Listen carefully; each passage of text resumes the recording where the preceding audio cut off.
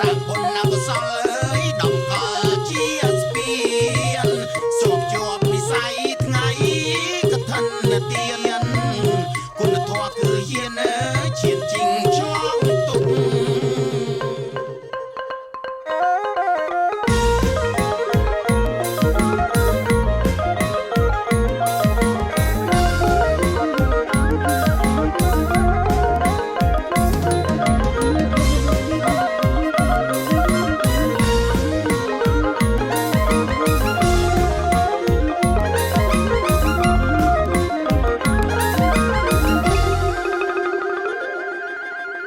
ថ្ងៃ